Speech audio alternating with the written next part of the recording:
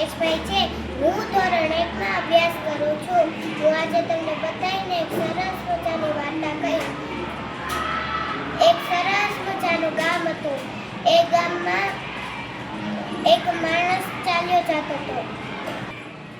મારું નામ વરિયાભાઈ દેહી યોગેશભાઈ છે. હું ધોરણ 1 માં અભ્યાસ કરું છું. હું આજે તમને બધાને એક સરસ મજાની વાર્તા કહીશ. એક ગામમાં એક સરસ મજાનું ગામ હતું. એ ગામમાં એક માણસ ચાલ્યો જતો હતો. થોડાક દૂર ગયો ત્યારે રેતમાં એને પડખે કદમ પડવા લાગ્યા. તો એ કે મારે પડખે કોઈ છે જ નહીં, તો પછી આ પગલાં કોના છે?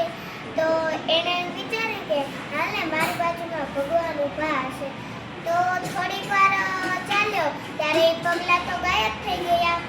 એટલે એ માણસે કીધું કે આ શું કરે, તમે તો મારી તરફથી ગાયબ થઈ ગયા. ત્યારે ભગવાન બોલ્યા કે મેં તો તને ખાલી તેડી લીધો છે, બાકી આ જે પગલાં છે એ મારા જ છે. મેં તો ખાલી તને તેડી જ લીધો છે. એટલે અહીંયા મારી વાર્તા પૂર્ણ થઈ છે. આ વાર્તા ઉપરથી આપણને શું શીખવા મળે છે? આ વાર્તા ઉપરથી આપણને એ શીખવા મળે છે કે કોઈ દે ભગવાન આપણો સાથ છોડતા નથી. સરસ, તાળી પાડો.